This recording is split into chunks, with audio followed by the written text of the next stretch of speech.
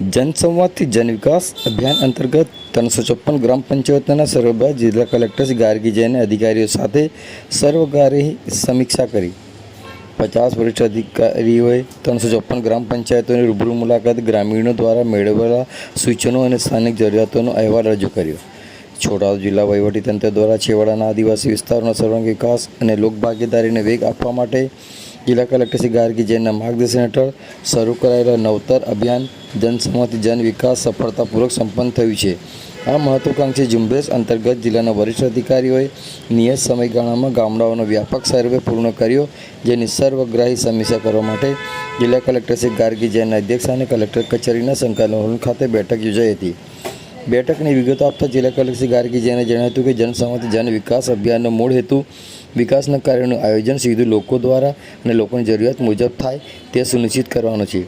ગત તારીખ 7 થી 11 જુલાઈ દરમિયાન ચાલેલી આ વિશેષ ઝુંબેશ અંતર્ગત નિયુક્ત કરાયેલા વર્ગ 1 અને વર્ગ 2ના 50 જેટલા વરિષ્ઠ અધિકારીઓએ જિલ્લાની તમામ 354 ગ્રામ પંચાયત રૂબરૂ મુલાકાત લીધી હતી।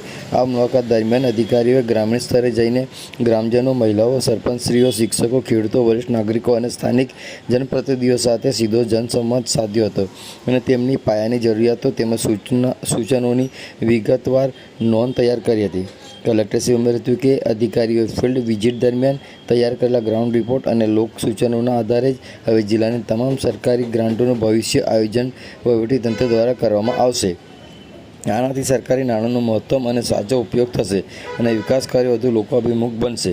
આ સમીક્ષા બેઠકમાં અધિકારીઓ દ્વારા ગામડાઓમાં આંતરિક અને મુખ્ય રસ્તાઓનું જોડાણ, આવાસ, વીજળીકરણ, પીવાના શુદ્ધ પાણીની ઉપલબ્ધતા, આરોગ્ય અને પોષણ સ્થળ, શિક્ષણ વ્યવસ્થા, મોબાઈલ નેટવર્ક, નદી કિનારાના વિસ્તારો પર સંરક્ષણ દિવાલ, આંગણવાડીઓનું સુદૃઢીકરણ તેમજ ખેતી સિંચાઈની સવલતો અંગે મેળવેલા ફીડબેક પર ઝીણવટભરી ચર્ચા કરવામાં આવી હતી।